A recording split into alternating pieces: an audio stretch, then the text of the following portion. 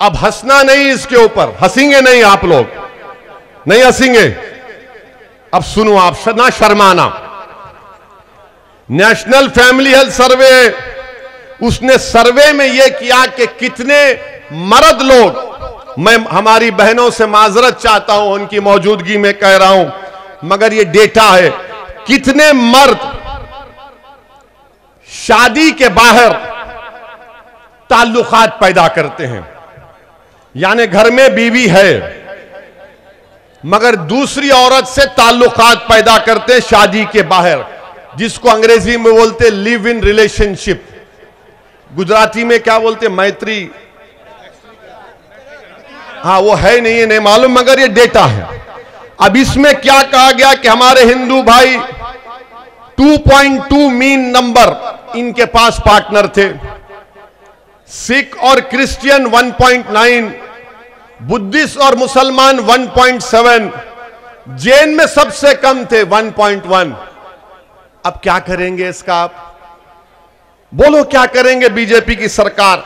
अच्छा, जो सेक्सुअल ताल्लुकात पैदा करते, जिसको उर्दू में बोलते जमा, इंग्लिश में बोलते इंटरकोर्स, कौन अपनी बीवी को रखते हुए किसी और के साथ ऐसे चीजें करता है, उसका भी डेटा है। और उसमें मुसलमान खाली 2.6 है बीजेपी वालों। आप बोलो फिर इसका क्या जवाब देंगे। यूनिफॉर्म सिविल कोड, यानी हर मर्ज की दवा यूनिफॉर्म सिविल कोड। अब इसका क्या जवाब देंगे। अच्छा, फिर बोलते नहीं यूनिफॉर्म सिविल कोड लाना इसलिए जरूरी है कि मुसलमान बहुत शादियां करते हैं। मोदी जी, हम एक करके परेशान हैं।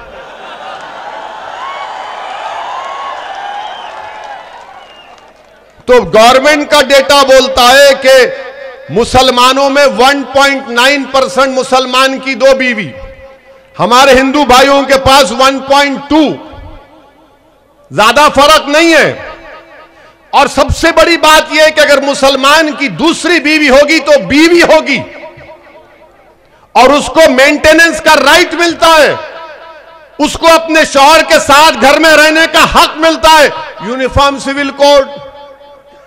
कितने बच्चियों की शादियां होती हैं, चाइल्ड मैरिज 86% किस समुदाय की थी, बताओ मोदी जी और भाजपा वालों। मगर आप टारगेट मुसलमानों को करना चाहती हैं। मेरे अजीज दोस्तों और बुजुर्गों, ये गवर्नमेंट का डेटा है, ये मेरा डेटा नहीं है। अब मोदी जी और बीजेपी बोलेंगे नहीं, यूनिफॉर्म सिविल कोड लाना चाह रहे हैं क्योंकि कानून बराबर रहे। अरे मोदी जी, पहले ये तो बताओ कि गुजरात में डिस्टर्ब एरियाज एक्ट कब खत्म होगा। डिस्टर्ब एरियाज एक्ट है, कोई मुसलमान अपना घर ना खरीद सकता है, खरीदना है तो कलेक्टर साहब उसको रिजेक्ट कर देते हैं। और फिर यूनिफॉर्म सिविल कोड अगर है, अगर कोई धर्म परिवर्तन करना चाहता है तो नहीं कर सकता जब तक परमिशन ला ले। तो फिर ये कौन सा यूनिफॉर्म सिविल कोड होगा, ये कौन सा यूनिफॉर्म सिविल कोड होगा, बताओ भाजपा और मोदी जी।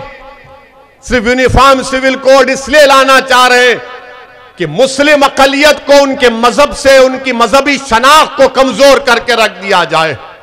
मेरे अजीज दोस्तों और बुजुर्गों, यूनिफॉर्म सिविल कोड लाने का कोई और मकसद नहीं है। अब चुनाव आ गया तो मोदी जी और उनकी सरकार ने ऐलान किया कि गुजरात में भी एक कमेटी बनाई जाएगी।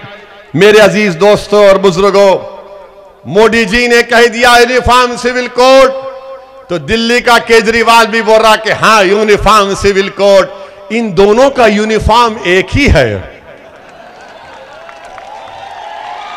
इन दोनों का यूनिफॉर्म एक ही है। तुम लोकसभा जीतो, मैं असेंबली जीतता हूं।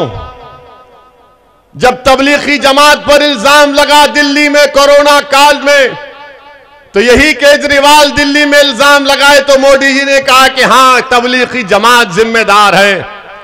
जब कोर्ट में मुकदमा गया तो कोर्ट ने तबलीगी जमात के खिलाफ पूरे मुकदमों को खारिज कर दिया।